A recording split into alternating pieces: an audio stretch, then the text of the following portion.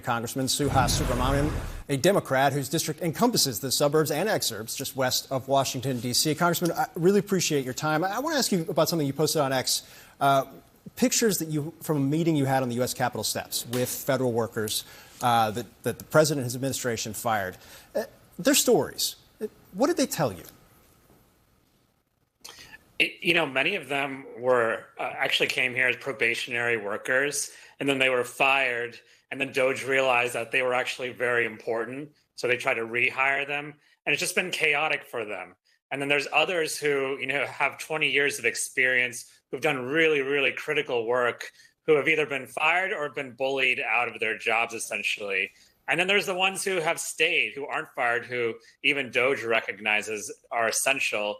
But they get bullied every day by DOJ, and they're being told that they don't matter, that they don't care about them. And so we're in a situation where we're discouraging people in the federal workforce. It's going to lead to a brain drain in our federal government. A lot of these probationary employees, for instance, were people that we desperately tried to recruit. They're technologists. They have specialized skills. And it's going to hurt every single American in the long term if we continue to treat federal workers like this. Something that's been interesting when I'm asked about this by people from outside of D.C., friends of mine, no connection to this whatsoever. There has been a kind of slow evolving recognition that this isn't just a Washington thing. This isn't just your district in the suburbs and exurbs of Washington and the DMV area. You're seeing this be really felt across the nation. An IRS agent in Atlanta told CNN that even though she was reinstated after being laid off, her health insurance hadn't kicked back in when her son had an asthma attack, resulting in a multi-$1,000 hospital bill. One of the questions I have, you mentioned kind of the back and forth chaos that we've seen because of court cases, because some people being brought back after they've been fired. Is there anything lawmakers can do right now?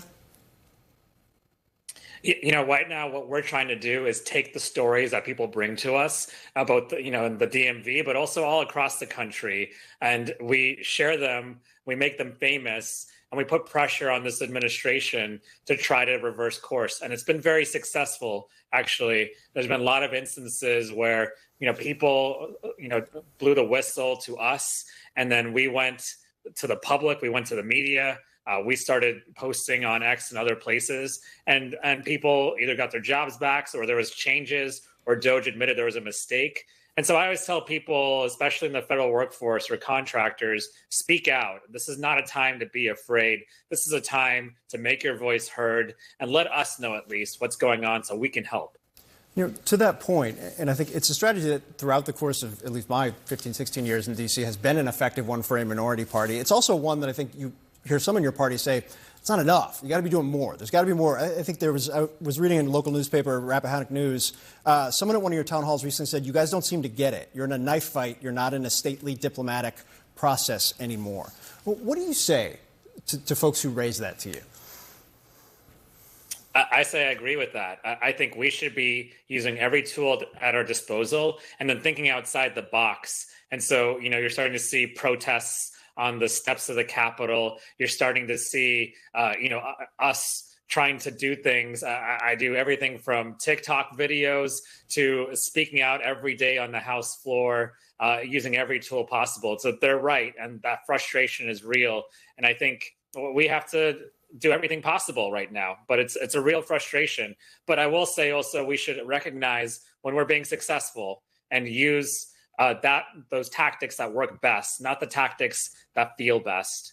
Do you think those tactics could potentially sink the beautiful bill, as the president calls it? I believe it's actually the official legislative title on the House bill, as it kind of is in the midst of this process right now. I think we have to try. I mean, what we did this past week, we pulled 2 all-nighters. We ended up having a vote at 6 a.m. in the morning, and 2 Republicans supposedly slept through the bill because they were so tired.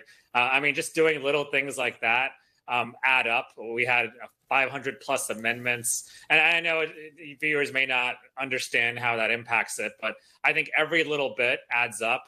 And we certainly have to tell the story of what's happening in Washington, D.C. and how it's affecting people, not just federal workers, but all across the country, like Medicaid recipients, how this is going to hurt every single American.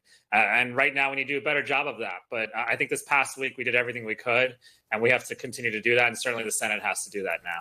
Congressman Subramanyam, appreciate your time, sir. Thanks so much. Thank you. Well, also